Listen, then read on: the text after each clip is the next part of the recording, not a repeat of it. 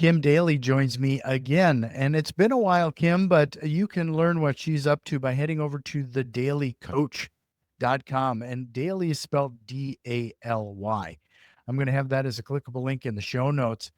Thank you, Jack. Yeah. So we're going to be talking about franchises. And this is kind of always an interesting conversation because, most of us focus on real estate investing, but we're also looking to diversify our holdings because in the end, we're business owners.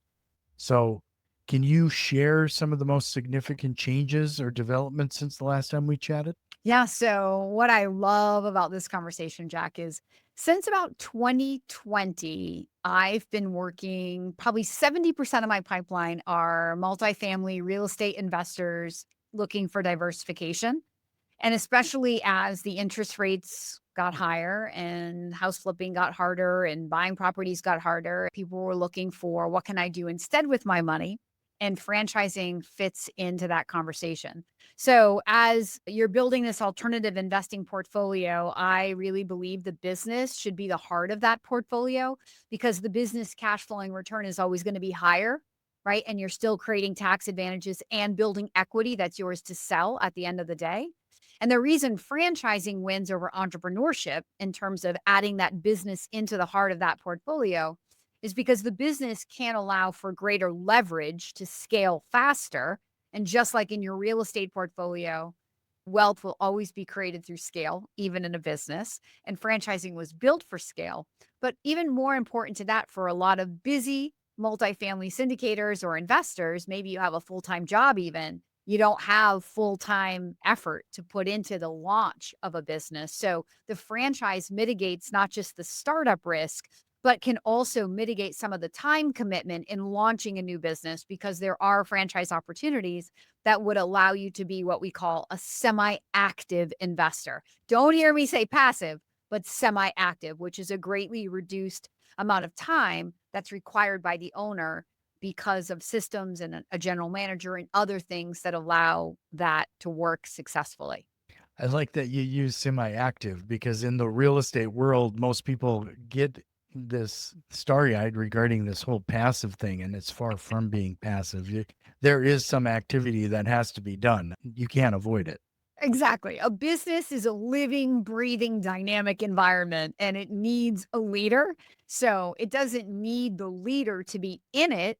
But if you're not going to be that kind of an owner, you have to have the leadership skill to lead a general manager, right? And a little more money because it's going to be a little more costly to have the structure through a general manager who then is acting as you, making decisions for you, right? Spending your money for you. So I say this so that I advance people's nervous system through all of those thoughts before they go, Mhm. I could totally run a business semi-active because whether you can or you can't really comes down to the right business that you're investing in, but then also you as the investor, can you be a semi-active investor? Because a lot of times once people put their money in, ooh, it's really hard to leave it in the hands of somebody else. So, can we talk a little bit about, especially for people who are listening to this, and this is kind of a relatively new idea, what are the first steps someone should take when considering this path? It's a great question. So I'm a franchise consultant and I'm the first step for you because I'm going to help you understand what a franchise is and what it can do for you and how to frame this entire discovery process. So where I begin, Jack, is at the end. So I want to know, what are your goals? Who do you want to become over the next 3, 5, 10 years, personally, professionally, and financially? When I know the outcomes that you're trying to get to, then with my 23 years of knowledge and relationship and experience in franchising, then I will align the 3 to 5 opportunities that I feel most match your goals, your talents, your financial capability, all of the characteristics that we outlined together. And then once we have a small group of companies that match your potential outcomes, then I'm going to teach you the discovery process so that you'll know you're asking the right questions, you're talking to the right people, you're thinking through all the right subjects so that you can feel really confident that you've done everything you can do to make an informed decision, whether it's yes or whether it's no. but you make that informed decision. I work with my candidates for about 1 to 2 months. So it takes me about 6 to 8 weeks to get people at a comfortable, confident yes. But it only takes me about 1 to 2 weeks to get most folks to a no. The no comes pretty quickly because franchising is not going to be the right investment for everybody. The financial part may be not right. The timing may not be right. You can't really know until you get in and you start asking questions to the right people. And then you see what those answers are and then how that makes you feel. So, can you explain the difference between a franchisee and an independent business owner? Sure. So I'll use the term entrepreneurship versus franchisepreneurship. So most people know like owning a business is the way to true wealth, right? 90% of all millionaires own their own business. Why? Because you have control over your cash flow, tax Mhm. advantage of the rich, and you're building equity. But entrepreneurship is very scary. We also know that 90% of startup businesses fail. Well, that statistic, it's not owned in franchising. That's the pure entrepreneur. I've got an idea. I'm going to flush it out and I'm going to bring it to market. You don't know what you don't know, but you're going to go have at it. Most of those people run out of money. That's why 90% of small businesses fail. They just run out of money, Jack, before they really figure out who the customer is and what the messaging is and how do we reach these people and how do we connect with them and make them want what we're selling and then, get them to come back and buy it again or create that reoccurring revenue. So there's so many unknowns. Flip over here to franchisepreneurship. So we're not going to figure anything out. Somebody else already did that. Somebody else already played entrepreneur and bypassed the odds, figured out, made it successful. They've replicated it, and now they packaged it up. So you're going to pay them a one-time fee called a franchise fee. And the franchise fee buys you instant access to all of their intellectual property. Who is the customer? How do we find them? How all the variables, right? Training, so you don't have to be an expert in this business. You don't have to have any prior knowledge or an MBA. And then the ongoing support, which is critical, right? The idea that you're in business for yourself, but not by yourself. So when you hit a speed bump, when you're an entrepreneur, who's there to help you? Nobody. When you're a franchisepreneur, you have a corporate entity, but then you also have a family of franchisees all around the country who live the same life as you. And maybe if they're a little bit ahead of you, they've encountered this speed bump. And so you can pick up the phone and call any of those people because you're not competitors. You're all shareholders in the same brand. So if we're all trying to elevate a brand, so the brand equity is growing, then all the franchisees work together to help each other. So this idea that you're in business for yourself, but not by yourself, you're partnering yourself with people who've already figured it out. And that's going to buy up the ramp up speed. So, in the same 3 to 5 years that an entrepreneur would stop and be figuring out how to make money, a franchisepreneur could have 3 to 5 locations up and running. Like, no joke, it's that different. So, back in the day, I think truly educated people, MBAs, Harvard grads, they kind of looked down on franchising, thinking, well, I'm too smart. I don't need somebody else's business plan. This isn't about that at all.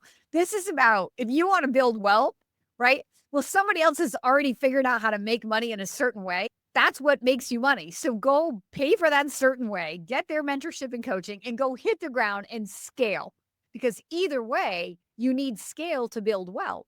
And in the franchise, the scale comes faster and easier because there's leverage of all the things, systems and processes from the beginning, technology, which a lot of entrepreneurs never have, right? How many mom and pop businesses have sometimes the competitive advantage in a lot of trades in the franchise is you can take a credit card.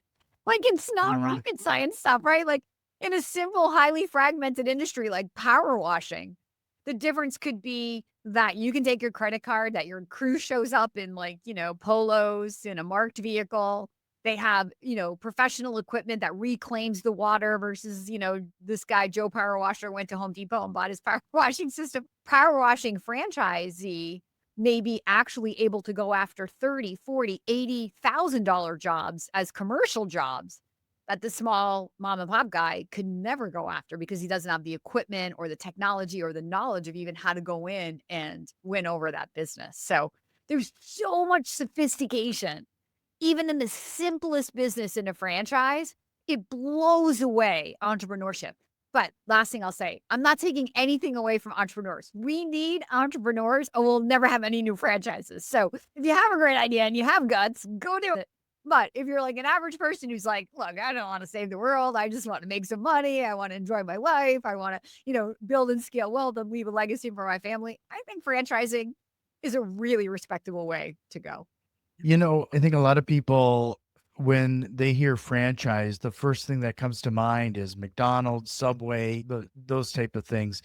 But you have mentioned previously the different types of franchises people can get into. Can you discuss the different categories and which you think is the most potential right now? I love it. So let's hit the second part of that. I don't believe that category gives a franchisee greater potential. I think that's a limiting belief that doesn't serve a business owner in any category. Owners make businesses successful, period.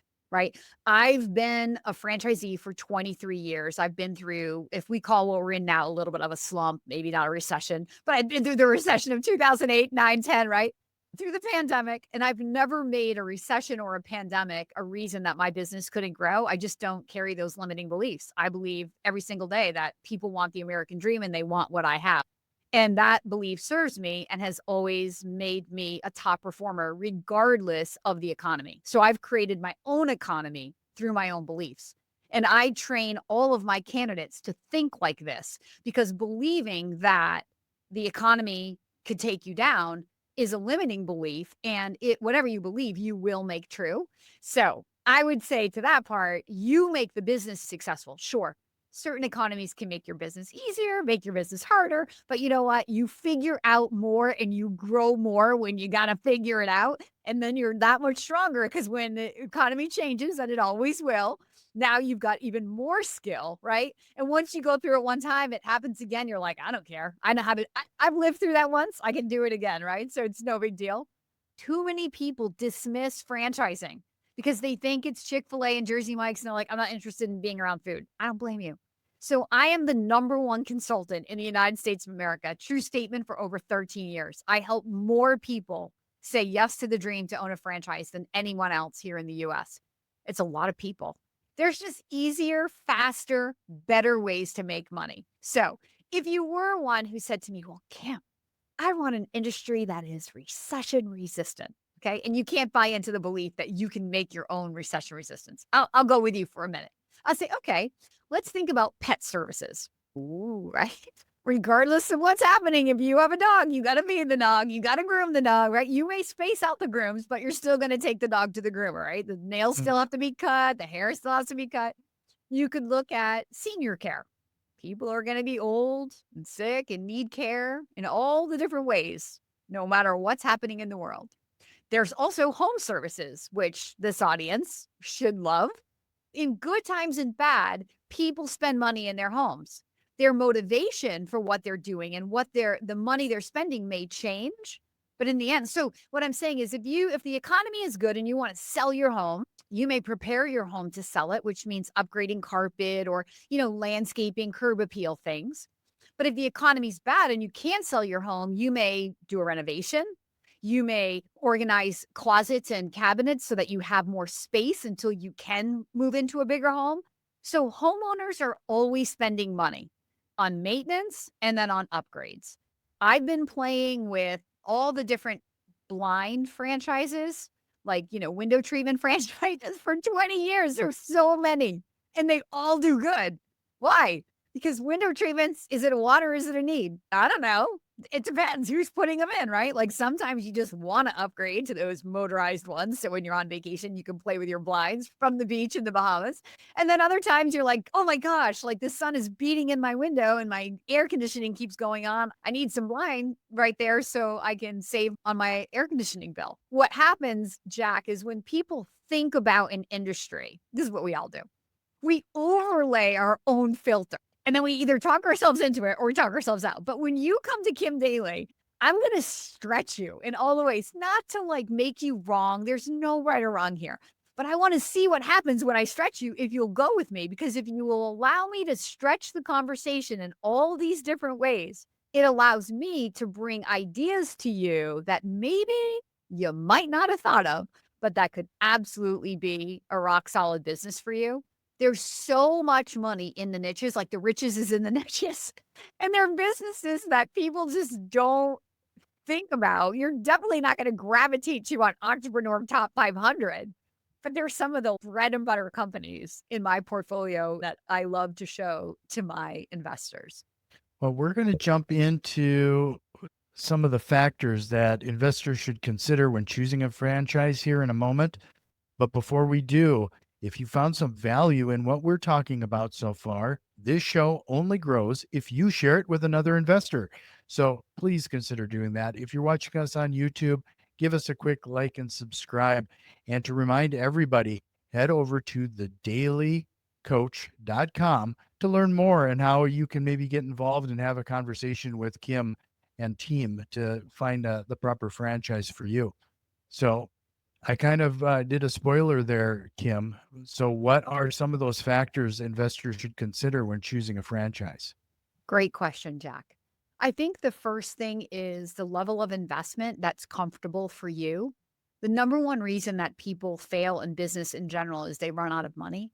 And I see a lot of candidates trying to stretch themselves into what they deem as the perfect business for their market, right? It's not a passion, it's not a hobby, it's an investment, right? So put the money in that you can comfortably afford and leave yourself a cushion, because that's going to be a safer investment and a better investment for you than stretching yourself. So I think money, checking your ideas on how much money you can comfortably afford, and if you work with me, which I hope you will, you don't need to do that on your own. I'm going to help you. I'm going to have you fill out a basic net worth statement. I'm even going to lead you over to one of my lenders who will pre-approve you for SBA loans so you can see like, ooh, well, how much money would they give me? And it doesn't mean you have to take the loan. It just means you know all of your options. I'm the options girl. I'm just going to provide you all of the resources so you can add up all your options.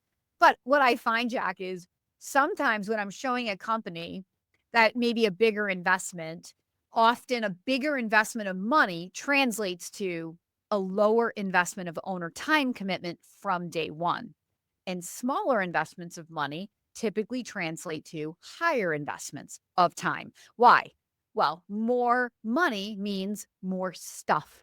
Stuff equals leverage. People, locations, systems, technology. Less money, less stuff means more owner driven, more salesy, more, right? Like more owner involvement to drive the activity of the business. That's very simplified. And when we work together, I will definitely walk you through that in great, great detail, because it's very important that you have the right picture in your mind. We think in pictures, and most people don't have the right pictures. So I want to give you the right picture. So I think money is the first thing. And then I think, again, it's aligning a business to your goals and the skills that you have and want to use as an owner. There's a lot of people out there, again, thinking about franchising and thinking, my community doesn't have a UPS store, so I should bring that to market because that's going to fill a need. But what if the skills that you have and the quality of life goals that you have don't align with a UPS store? How happy are you going to be? So, like, don't you want to have a business that satisfies you? Like, people always say to me, Kim Daly, you're so passionate. You know why, Jack?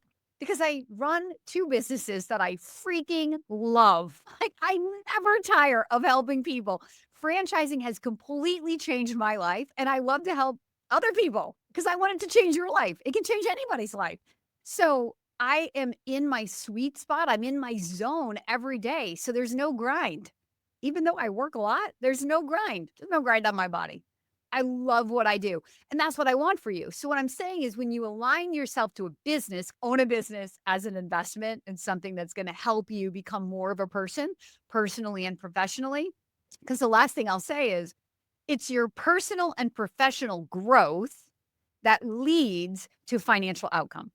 So a business, when you hear like franchise is turnkey, it's business in a box. Okay. Like these are very misleading terms because people literally think, okay, I'm going to put the money in, turn the key, and I'm going to get that earnings claim. A business needs you, the owner, to show up and to be that owner full of abundance and serving people. And to the extent that you learn how to serve people, whether that's an employee or a customer or both, That's the extent to which you will make money. And that's why it's never passive. That's why we need you in this picture. You are the thing that makes it go. You're the engine in this franchise. The strategy can be awesome, but without somebody to execute the strategy is meaningless. Make sense? So, is there any red flags we should be looking out for when reviewing Great. franchise? There's always red flags. So, look, I can make franchising sound like it's the greatest place on earth, but there's a lot of franchisors out there that are not worth your hard earned life savings. And this is why I have a job. Right? I am 23 years up close and personal with these people. I can smell a rat. I know the franchisors that have reputations for selling and not supporting. I'm going to teach you what the red flags are. But in a lot of cases, you don't even have to worry about the red flags because I'm not going to even bring you those best playgrounds and try to pick one out of amazing 3 to 5, right? When you invest in a franchise, you're always buying people. Like I said, this is about a partnership. So you need to find people who you get to know, like, and respect. And it works both ways. If they show no interest in getting to know you, that's a huge red flag. Not everybody's going to be suited to every culture. Not everybody's going to be the right investor for the right franchise. So if you're ever turned down by a franchise, don't be disheartened. Be like, thank you. Like, they just saved both of you a lot of money and frustration potentially, right? So it's a mutually beneficial relationship. They need you, your money and time to help them build their brand, but you need them to teach you what they want in the culture and in the customer experience, and then for you to go out and execute to those brand standards. So that's a red flag. Another red flag would be when you get their legal documentation, if they have a lot of failures, obviously. Again, these are not the caliber of companies that I would lead you to. But if there's a lot of failure, why do you want to be in a group of franchisees who are not well trained or for whatever reason are failing at a higher than normal rate? If there's litigation, now litigation is kind of one of these things, right? Like if the franchisor is suing franchisee, I'm okay with that. Like that's brand standard protection. But if there's like a class action lawsuit going on because franchisees feel like they were owed something or they were told something that is not ending up being true, I wouldn't get in the middle of that. I don't care how much you love the brand. I'd just be like, this sounds the right place for me. And you'd probably naturally figure that out. I think another red flag is if the franchisor does not allow you access to their franchisees, that's a really big red flag. All of the names of the franchisees, their names, addresses, and phone numbers have to be disclosed in the FDD. Now, listen, franchising is about following a process. So good franchisors will take you through a process. They will handhold you to teach you about their systems so that while you're getting to vet them, they're vetting you. They're watching your actions. Can you follow their lead? Or are you going to go rogue and start calling people before they give you permission to do it? Right. So I'm not telling you to just go have at it and like start calling owners. There's a process here. But if the franchisor says, oh, we don't really give you access to our franchisees, that's the red flag. All good franchisors will give you access once you're pretty far down the path. They are trying to protect their owner's time, right? They don't want people who are one call in taking an owner's time. In fact, a lot of franchisors set up a group validation call where they'll have one owner and 20 or 30 people like you from around the country all calling in. And this is how they protect their owner's time. And when people get mad at this, I'm always like, look, put yourself as an owner in the owner's shoes. While you're trying to ramp your business, work your day job, run your portfolio, be the soccer coach to your kids' soccer team, do you want to get 10 calls today from people who may or may not actually be interested in joining the franchise and feel obligated to call them back? No. Right? Mhm. So before you jump to conclusions, again, I'm going to teach you all of these things so you don't make the mistakes and go rogue, but that you also know that what's happening is legit and not a red flag. Well, I'm hoping that you can kind of entertain everybody with a short story of some recent wins or successes that you've helped people navigate this. Sure, I have so many stories. I'll tell a really good story. For I worked with this guy maybe 10 years ago. And Jack, when I met him, I have to be honest, this is way before Zoom, so I could never see him, his physical body. But reading his energy over the old fashioned telephone, I was like, dear Lord, I do not want to help this person. Okay. I would never say that today because this is why. He's my example of why. I was judging his lack of energy against my high energy, right? And his kind of like glasses half empty responses to my glasses half full response, right? And thinking, I don't know if you can be successful. So anyway, I called the franchisor. I only showed him one company because that's how much I was just like, I don't want. Oh, nuts. Are we good? We're back. Okay. Sorry. So I didn't want it on my conscience that he would fail. So I called the franchisor and I said, hey, your job is to help this guy figure out not to buy a franchise. Like he's probably just not the guy that should own a business. Well, the franchisor did the song and dance, called me back, and he's like, Kim, I can't figure out a reason to not award this guy a franchise. I'm like, what am I missing? So I'm like, okay, look at my hands are clean. I tried to warn you. I asked the guy challenging questions to try to help him figure out to go away, and he didn't. So whatever. So that guy went on and became a top performing franchisee in a very large home services franchise. He owns a single territory in Maine, so a small market. And it's a franchise with over 900 franchisees. And he went on to become one of the top 25 franchise owners. He did over $200,000 a month with an average ticket of around $3,000. He did that every month for years. He literally just retired, sold the business to the neighbor here in Southern New Hampshire where I live, sent me an email and said, I don't know if you remember me. I'm like, oh yeah, I remember you. He's like, you changed my life. And I just wanted to tell you, this business exceeded my expectations. He allowed this business to change his life. So when I met him, he was depressed. Corporate America hadn't been kind to him. He was pretty beaten down. And I think that's what I was feeling. But he knew what he was made of, and he knew he was ready for something more. And so he took that, he wrapped his arms around a very solid system and a good mentorship by the franchisor. He followed their lead and he did everything they told him to do, and he won big time. I'm so happy that I didn't scare him away, that he had more gumption in himself and he followed through and let franchising change his life.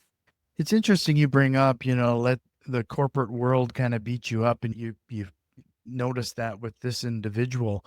Like, is that a good time for people to consider something like this when we're seeing another round mass layoffs and a few other things where people are maybe taking a moment and going, maybe I need to consider charting my own path? I have two candidates in my pipeline right now who both reached out to me about 60 days ago because they worried that of an impending layoff this year. In the process of working with me, they both lost their jobs and their spouses also lost their jobs. So when they called me at different times and told me this happened, I had the same response to both. I said, okay, look, no judgment. You might need to spend some time regrouping. Like now you're really at a crossroad. But here's the ironic thing. You came to me to protect from this very moment that you found yourself in. It came sooner than you thought or wanted. But so what are you going to do? Are you going to go back and take other jobs and then come back and look at a franchise because you know this is the long-term thing, but right now you need to like band-aid the situation? Or does this convict you even more that business ownership is the way to go? And I'm like, no judgment from me. Whatever you decide, I support. I'll help you in the future. And both stayed the course. That's how convicted both of them were. Now, they were also kind of deep into the path, and they both one of them's actually at a meet the team day today, which is the last thing that you do before you're awarded the opportunity to invest in the franchise. And so he's just so convicted. He may have to find a job while the business is ramping, but he's like, I want to secure the business now, because once I understand what's required of me in the business, then I could go back and get a job. It may not be like the big corporate job that I could actually do, but I don't need that anymore because now I want time and energy to devote to my future, but I might need a job that provides some income during the ramp up of the business. It's like, I love that. So he's a little bit further away from his decision, But he decided to stay the course and play this out while he's starting to send out resumes. And he's like, it's all going to align. I don't know which one's going to happen first, the franchise or the job, but it's all going to align. And he's just holding the vision that it will all align. And I feel very confident it will all align. For 18 years, Jack, before 2020, I worked almost exclusively with career transition by how I prospected. I prospected at outplacement agencies and places where people in corporate America would go when they were let go with severance. But then I kind of had the feeling like I need a different, I want to talk to different kind of investor. And I started thinking about podcasting and kind of transitioning my pipeline. And it was like really an inspired idea because in 2020, nobody got laid off. Right? So I had already got my trenches into some other types of ideas like talking to real estate investors. And so that's really why 2020 ended up being a growth year for me because look, your audience, they're awesome. And what I love about alternative investors compared to someone who's purely in a salary in 9 to 5, I love you both, but the pure salary, they've really never taken a risk, right? They've never really putting their money at risk. So the alternative investor has taken a risk. So the level of conversation that I'm able to have with you, the listener right now from Go, it's so much higher. And the last thing I'll say is, so as I met alternative investors, there was one candidate in my pipeline. He came from a show called Left Field Investors, which has since got gobbled up by Bigger Pockets. We're well aware of the elephant in the room.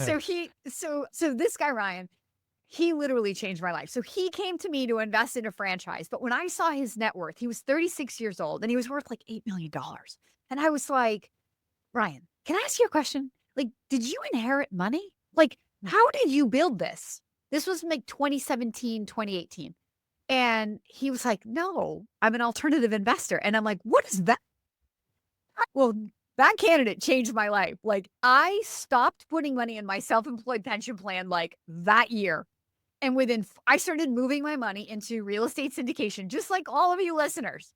I started talking like you, walking like you, asking questions like you. And within 4 years, I had attracted enough opportunity to me that I became financially free. I have more passive income coming from my passive investments than it costs me to live. That's the definition of financial freedom. So I have never once put money in my self-employed pension plan since. I never will. Why would I ever do that when one of my real estate syndicates sadly just told me yesterday that they're selling the property due to the interest rates. They were young and I didn't know what I didn't know either. Right. So it was a learning curve for me. So I'm going to take a loss, but I already said to my accountant and he was like, well, this will be a nice little tax advantage for you.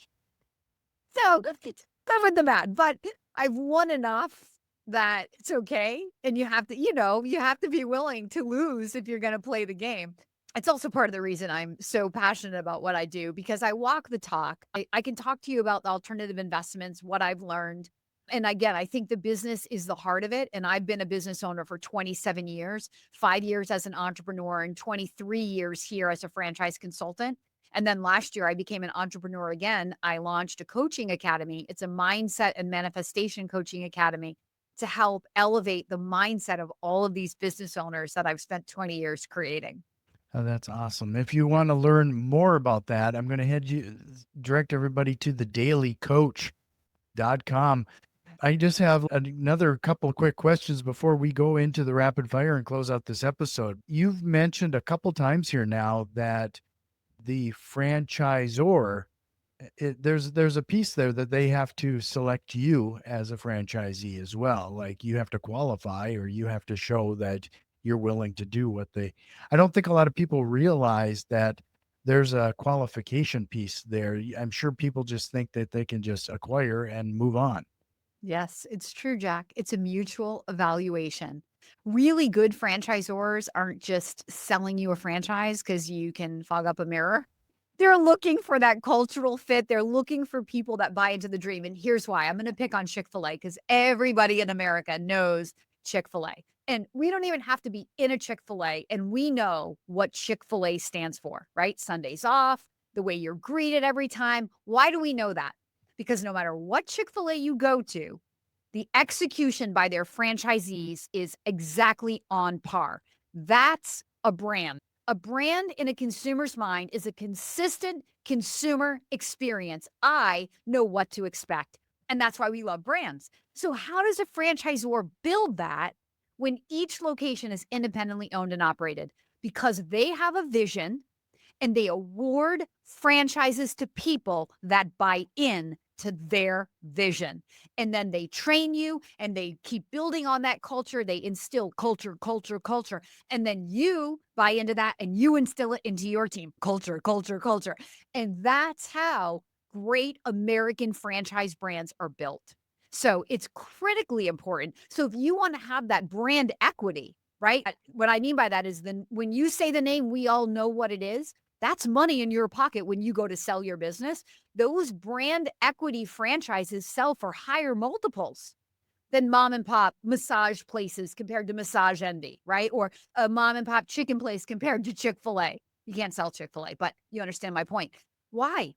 Because the brand has value in the marketplace. So the brand equity is really important. And this is another red flag going back to your earlier question, because if the franchisor is selling 10 franchises a year, you need like 500 locations in most franchises around the country in order for there to be one in every major market and people to understand what the brand is. So if they're like tiptoeing along because they don't have money to sell franchises or they don't really know what they're doing, that's a huge red flag. You want brand equity in 5 to 10 years. So you need to be a part of a company that's growing, that's thriving, right? And then you need to be an owner who's awarded the business, shows up for that vision.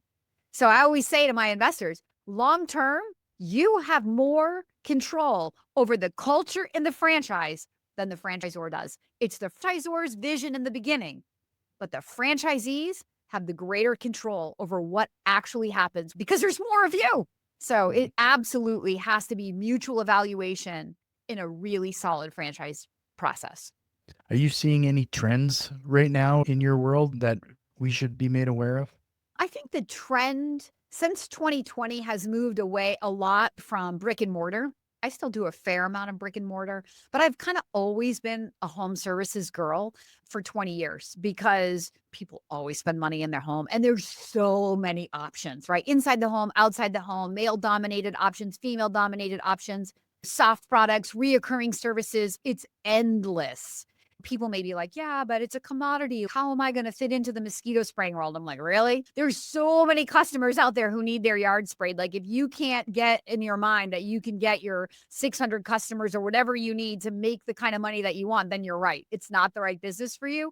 But when you look at the size of the territory they're going to award to you relative to the number of customers you need to make the money that you want to make, I don't care if there's 50 competitors because there's enough market share for everybody. I just have to believe that I can get my little slice of the pie, right? So I think home services is a great trend. I think some of the ones I already mentioned, like pet services, elder care. I think products and services for young kids. Again, as parents, we never stop spending money on our kids. I think that's a category that only continues to grow. I think anti-aging and wellness, because we all like to look better and feel better. And, 50 is the new 30. And so we all got to look 30. So I think, there's categories that are a little bit sexy and then some that are not. But again, ultimately, I want the investor I'm working with to connect to the brand promise and the product or the service, because your connection and passion for what you do is what's going to drive the success of it. You don't need to catch a trend in order to go build an empire and make millions of dollars in franchising. You could be in a business that paints parking lots. And I have 2 franchises that paint lines and they line stripe. And you could go out and build an amazing empire with your knowledge of apartment syndicators, multifamily owners who need curb appeal, and commercial property owners. Your network is your net worth. And in a business like that, that's a 100% true statement. So it always kind of flows back, Jack, to who am I talking to? What are your goals? Where have you been in your life? Where do you want to go in your life? And then with my knowledge, aligning those ideas to you. Kim, if you're ready, we have 60 seconds. We're going to use that time for a rapid fire and close out this episode. You got it. What lie do entrepreneurs tell themselves? Lie that an entrepreneur tells them. I would say I'm smart enough to do this on my own. If you could go back in time and give your younger self a piece of advice, what would it be? Oh, 100% invest in reoccurring revenue. Do you have a book recommendation? Oh my gosh. Okay. A super avid reader. The number one book of all time, because I am the mindset coach. The Strangest Secret by Earl Nightingale. It will change your life, not one time through, over and over. The rich ideas about how our thoughts become things. This will change your life like no other book. And then finally, what single process or tool have you implemented that has had the biggest time saving impact? Social media. So Well, social media, if you use it and know how to leverage the algorithm, because yes, no, hiring people who know social yeah, media, but instead of dialing for dollars and prospecting the old-fashioned way, which is still always a great thing to do to grow your business. But look, as business owners, we all need, qualified leads. And being able to generate leads in my sleep, it's really fun, right? I have over 1,000 videos on YouTube, and it's really fun to make videos. So I'd say that, yeah, using social media since 2020 when I launched my YouTube channel has completely changed my life too. well, Kim, this has been fantastic. One last time, it is thedailycoach.com. That's going to be a clickable link in the show notes. I hope you'll consider coming back a bit sooner next time. This is always great. Thank you so much. I appreciate the re-invite.